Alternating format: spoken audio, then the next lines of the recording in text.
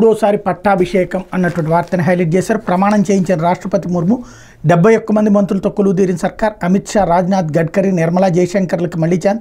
తాజా మాజీ సీఎంలు చౌహాన్, ఖట్టర్లకు కొత్తగా అవకాశం. ఏపీ నుంచి రామ్మోహన్ నాయుడు, పెమ్మసాని శ్రీనివాస్ వర్మ, తెలంగాణ తరపున కిషన్ రెడ్డి, బండి సంజయ్లకు చోటు. దేశ ప్రధానిగా నరేంద్ర దామోదర్ దాస్ మోడీ ఆదివారం సాయంత్రం ప్రమాణం చేశారు.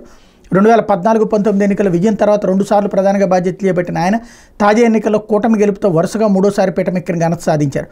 రాష్ట్రపతి భవన్లో ఆహ్లాదభరిత వాతావరణంలో అట్టహాసంగా జరిగిన వేడుకలో రాష్ట్రపతి ద్రౌపది ముర్ము ఆయన చేత ప్రమాణం చేయించారు. 7 దేశాల అధినేతలు, భారత మాజీ రాష్ట్రపతులు, వివిధ రంగాల ప్రముఖులు, పారిశ్రామికవేత్తలు, సినీతారులు, మత గురువులు, పారిశుద్ధ్య కార్మికులు, వందే భారత్ లోకో పైలట్లు సహా సమాజంలో వివిధ వర్గాల వారి సమక్షంలో ఈ కార్యక్రమం పూర్తయింది. ఇదివరకు ఎన్నడూ లేని రీతిలో మొత్తంగా దాదాపు 9,000 మంది ఆహ్వానితులు దీనికి హాజరయ్యారు.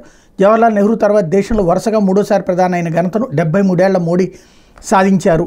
అలాగే 5 ఏళ్ల తర్వాత మళ్లీ నడ్డాకు బెర్తు. ప్రధాని తర్వాత కేంద్ర మంత్రులుగా ప్రమాణం పూర్తి చేసిన 71 మందిలో 30 మంది కేబినెట్ హోదా ఉంటుంది, 5గురు స్వతంత్ర హోదాలో ఉంటారు. మిగిలిన 36 మంది సహాయ మంత్రులు. ఈసారి 5గురు తెలుగువారికి మంత్రిమండలిలో చోటు దక్కింది. బీజేపీ అధ్యక్షుడు జేపీ నడ్డాను 5 ఏళ్ల విరామం తర్వాత తిరిగి కేబినెట్లో తీసుకున్నారు.